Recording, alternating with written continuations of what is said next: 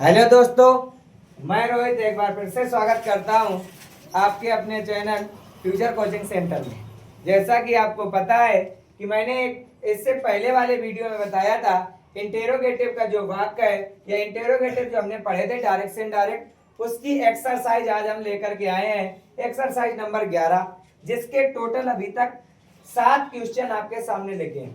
पहला जैसा कि आपके सामने लिखा है, ही सेड टू अस, उसने हमसे कहा, are you going to your village today, क्या तुम आज अपने गांव जा रहे हो। तो बेटा प्रश्न ही तो पूछा गया है कि क्या तुम अपने गांव जा रहे हो। और जब इस तरीके का होता है वाक्य, तो मैंने क्या कहा कि पीछे देखो आप, क्वेश्चन मार्क है, मतलब वाक्य ये जो रिपोर्टेड स्पीच का है यह है इंटेरोगेटिव का। अगर ये इंटेरोगेटिव है तो रिपोर्टिंग वर्ब सेड के स्थान पर लगाते हैं आस्क्ड। इधर पर क्या आ जाएगा, इधर आ जाएगा ही आस्क्ड अस, उसने हमसे पूछा। मैंने एक नियम आपको बताया था कि यदि रिपोर्टेड स्पीच का वाक्य हेल्पिंग वर्ब से प्रारंभ हो तो इनडायरेक्ट स्पीच बनाते समय इन्वर्टेड कामास के स्थान पर इफ या वेदर का प्रयोग करते हैं। इफ का प्रयोग कर दिया।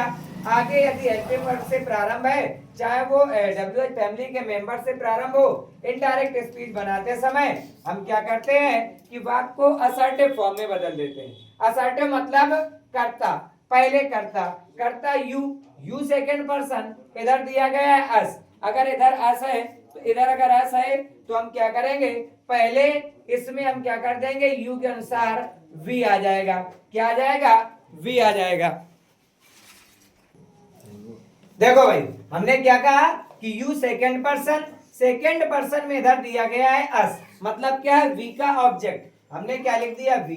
वाक्य आपका है आर, हेल्पिंग वर्ब होती है प्रेजेंट कॉन्टिन्यूअस की। हम जाएंगे पास्ट कॉन्टिन्यूअस में। पास्ट कॉन्टिन्यूअस की जो हेल्पिंग वर्ब होती है वो होती है वाज और वर। अगर करता एक वचन तो वाज, करता बहुवचन तो वर। अब यहाँ पर अगर आप देखोगे, वी आपका बहुवचन है, और जब वी बहुवचन है तो इधर पर क्या आ जाएगा, वर। इधर पर क्या आ गया, वर।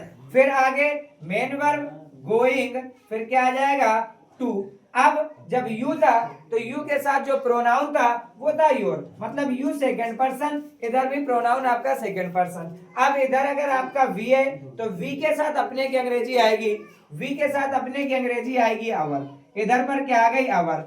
अब आगे अगर आप देखोगे, दिया गया विलेज कर दिया। विलेज के बाद में अगर आप आगे देखोगे दिया गया टुडे मतलब आज का हमने क्या, टुडे का क्या बताया, दैट डे। वीडियो में आगे आपको मिला होगा, आपने पढ़ा भी होगा। क्या कर दिया यहाँ पर, दैट डे। आगे दिया गया दूसरा वाक्य। दूसरे वाक्य की चर्चा करें। वाक्य दूसरा है कि यदि कह रहा है कि ही सेड टू मी, उसने मुझसे कहा, are you joining the meeting in school, क्या कहा, क्या तुम विद्यालय में सभा में उपस्थित हो रहे हो, या सभा में उपस्थित हो रहे हो, या सभा को ज्वाइन कर रहे हो। तो यहाँ पर प्रश्न ही पूछा गया क्योंकि इधर क्वेश्चन मार्क लगा है, और जब प्रश्न पूछा गया तो इसके स्थान पर आ जाएगा आस्क्ड। इधर पर क्या हुआ, ही आस्क्ड मी, उसने मुझसे पूछा। वाक्य हेल्पिंग वर्ब से प्रारंभ, हेल्पिंग वर्ब से जब प्रारंभ है तो यहाँ पर आएगा इफ के बाद में यू सेकंड पर्सन मतलब रिपोर्टिंग वर्ब में ऑब्जेक्ट। कल मैंने आपको इसकी ट्रिक भी बताई थी, 123 करके और नीचे आपको सन लिख करके, मतलब first person subject, second person object और थर्ड पर्सन नो चेंज, मतलब एज से सन, एज से सब्जेक्ट, ओ से ऑब्जेक्ट और एन से नो चेंज। तो यहाँ पर यू सेकंड पर्सन में इधर दिया गया मी तो ऑब्जेक्ट है, इसका सब्जेक्ट होता है आई, और आई आगे आ गया। अब प्रेजेंट कॉन्टिन्यूअस का वाक्य काय में जाएगा, पास्ट कॉन्टिन्यूअस मतलब आई आता है सिंगुलर में पास्ट कॉन्टिन्यूअस। अगर सिंगुलर में आएगा तो आई के साथ में आएगा वाज, क्या आ गया, आई वाज। फिर क्या आ जाएगा, ज्वाइनिंग, आई वाज ज्वाइनिंग। इसके बाद में क्या दिया गया है, the meeting in the school. बाकी वाक्य में हमने कोई परिवर्तन नहीं किया। आगे देखो, आगे दिया गया है हारिस सेड टू विमला, हारिस ने विमला से कहा did you not go to Delhi study, क्या कहा, क्या तुम कल दिल्ली नहीं गई। तो बेटा इस तरीके से उसने प्रश्न पूछा क्योंकि क्वेश्चन मार्क, इसके स्थान पर आएगा आस्क्ड। इधर पर क्या आ गया हारिस, फिर हारिस आस्क्ड विमला, इतना हुआ। अब आगे मैंने क्या कहा, फिर से हेल्पिंग वर्ब से प्रारंभ, इसके स्थान पर आ गया इफ।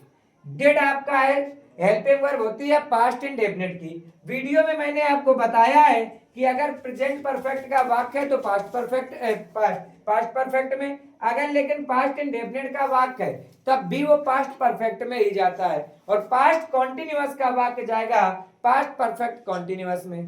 पास्ट परफेक्ट और पास्ट परफेक्ट कॉन्टिन्यूअस का कोई चेंज नहीं होता। तो यहाँ पर यू फिर से सेकंड पर्सन, इधर दिया गया विमला, विमला है मैस्कुलिन जेंडर, फेमिनिन जेंडर मतलब लड़की, और जब लड़कियों के लिए बात है तो मतलब उसके लिए प्रोनाउन यूज होता है सी। क्या यूज होता है, सी। तो इधर पर आ जाएगा सी। फिर पास्ट परफेक्ट की हेल्पिंग वर्ब होती है हैड, पास्ट परफेक्ट की हेल्पिंग वर्ब होती है हैड, इधर पर आ गया हैड। फिर दिया गया नॉट, आप भी नोट कर दो। लेकिन पास्ट परफेक्ट का नियम होता है कि जो मेन वर्ब होती है उसकी लगाते हैं सेकंड फॉर्म। तो गो का बेटा सेकंड फॉर्म हो जाएगा गॉन, गो का सेकंड फॉर्म हो जाएगा गॉन। फिर आएगा टू, फिर दिया गया दिल्ली, आप यही लिख दोगे। अब अगर आप चाहो तो स्टरडे के लिए लिख सकते हो द प्रीवियस डे या डे बिफोर, दोनों ही सही है। तो मतलब मैंने यहाँ पर कर दिया क्या, द प्रीवियस डे, यहाँ पर कर दिया द प्रीवियस डे। आगे आपका जो तीसरा वाक्य दिया गया है, वो आपका क्या दिया गया है, वो दिया गया है बेटा, देखो भाई चौथा वाक्य आपका दिया गया है सी सेड टू राकेश, उसने राकेश से कहा have you seen the red fort, क्या कहा, क्या तुमने ताजमहल देखा है। अगर सिर्फ देखा बोल देंगे तो वाक्य पहुंच जाएगा पास्ट इंडेफिनिट में, देखा है बोला तो प्रेजेंट परफेक्ट। अब अगर देखो फिर से क्वेश्चन मार्क मतलब प्रश्नवाचक वाक्य है तो इधर पर आ जाएगा आस्क्ड, क्या गया, सी आस्क्ड राकेश, उसने राकेश से पूछा, इन्वर्टेड कामा के स्थान पर इफ, क्यों, क्योंकि हेल्पिंग वर्ब से प्रारंभ है। यू सेकंड पर्सन में इधर दिए गए भाई साहब राकेश मतलब मैस्कुलिन जेंडर साथ में एक वचन, जब मैस्कुलिन जेंडर साथ में सिंगुलर नंबर मतलब एक वचन तो क्या आ जाएगा, इसके लिए प्रोनाउन यूज होता है ही, तो इधर पर आ गया ही। फिर प्रेजेंट परफेक्ट जाएगा पास्ट परफेक्ट की जो हेल्पिंग वर्ब होती है वो अभी आप इससे अगले वाले सेंटेंस में लगा करके आए हैं हेड, तो इधर पर क्या आ जाएगा, इधर पर आ जाएगा हेड।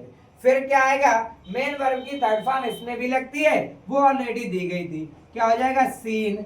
फिर द रेड फोर्ट का मतलब होता है लाल किला, रेड फोर्ट का मतलब होता है लाल किला जो कि दिल्ली पर स्थित है, और 15 अगस्त 1945 को देश आजाद हुआ, उससे अब तक लगातार लगभग ये मान लो 15 अगस्त से और 2025 तक, अभी तक और जब तक देश स्वतंत्र रहेगा तब तक जो लाल किला पर स्वतंत्रता दिवस का झंडा वहीं पर फहराया जाता है, और जो गणतंत्र दिवस का फहराया जाता है वो फहराया जाता है संसद भवन में, क्योंकि 26 जनवरी को देश एक गणराज्य बना था, संसद की स्थापना हुई थी, इस वजह से उसको फहराते हैं संसद भवन में। लेकिन हमारी चर्चा कहाँ पर है, सिर्फ हमें आ गया तो हमने आपको बता दिया।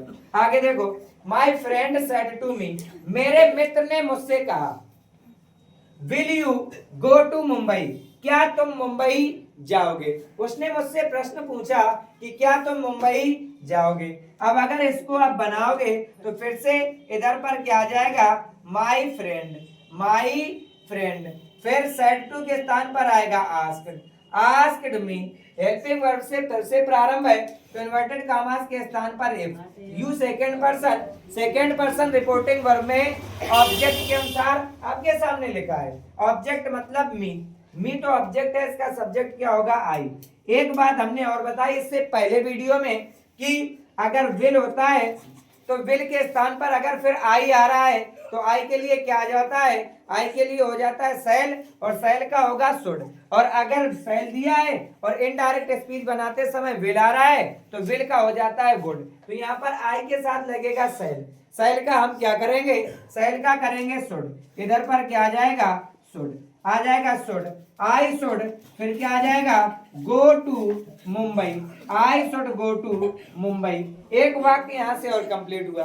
आगे देखो, अगला आपका दिया गया जो 6वें नंबर का वाक्य है, आई सेड टू हर, मैंने उससे कहा, does your mother read the Ramayan, क्या तुम्हारी माताजी रामायण पढ़ती हैं। तो प्रश्न ही तो पूछा जा रहा है, तो इधर पर क्या आ जाएगा, इधर पर आ जाएगा I asked, I asked her, I asked her, मैंने उससे पूछा, इन्वर्टेड कामा के स्थान पर इफ, डज, अब देखो योर मदर तुम्हारी माताजी, लेकिन हर के अनुसार मतलब उसकी माताजी, फेमिनिन जेंडर है, तो इधर पर भी क्या आ जाएगा, हर मदर।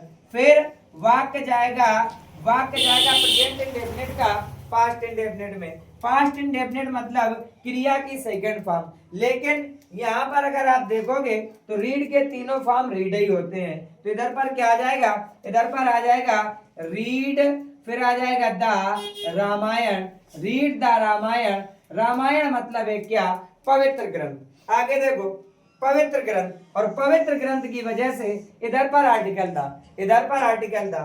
आगे अगला आपका दिया गया है, the teacher said to the student, the teacher said to the student, अध्यापक ने विद्यार्थी से कहा, can you solve this problem, क्या तुम इस समस्या को हल कर सकते हो। तो इधर पर देखो, इधर पर प्रश्न फिर से पूछा गया, क्या आ जाएगा, द टीचर, इसके बाद में asked, the teacher asked the student, the teacher asked the student. आगे अगर आपका है हेल्पिंग वर्ब से फिर से प्रारंभ, तो इन्वर्टेड कामा के स्थान पर इफ, यू आपका सेकंड पर्सन में इधर है विद्यार्थी, विद्यार्थी मतलब यूज होता है मैस्कुलिन जेंडर में, मैस्कुलिन जेंडर मतलब इधर पर आ जाएगा ही, इधर पर आ जाएगा ही, कैन का हो जाएगा कुड, इसके बाद में क्या गया, कुड सॉल्व, मैंने आपको बताया कि दिस का होता है दैट, फिर क्या आ जाएगा, फिर आ जाएगा प्रॉब्लम जो लास्ट में दिया है। इस प्रकार से जितने आपके साथों के साथ एग्जांपल्स थे वो मैंने आपको सभी बता दिए। जल्दी से इसका स्क्रीनशॉट ले लीजिए और इसके बाद आगे चर्चा करते हैं। आपके सामने एक्सरसाइज थी 11 के आपके सामने 7 सेंटेंस थे। बात ये है कि आज थोड़ा स्वास्थ्य भी खराब है और इसके बाद स्वास्थ्य खराब होने के कारण जो वीडियो है आपको सिर्फ इतनी ही मिल पा रही, क्योंकि मुझे फीवर है। फिर भी मैंने कल अगले वीडियो में बोला था कि एक वीडियो लेकर के आऊंगा एक्सरसाइज का, इस वजह से आज हमने आप लोगों को वीडियो दिया। बल्कि जबकि आज हम अभी तक एक भी बैच नहीं पढ़ाए, सिर्फ ऑनलाइन पढ़ाया आकर के। तो आगे जो अगली वीडियो होगी इसकी वो मिलेगी, अगली जो क्लास होगी वो मिलेगी अगली वीडियो में। इसके लिए हमारे चैनल को सब्सक्राइब कीजिए, साथ में बेल आइकन को दबाना ना भूलें, ज्यादा से ज्यादा शेयर करें और हमारी मदद करें। मिलते हैं अगले वीडियो में, तब तक के लिए जय हिंद।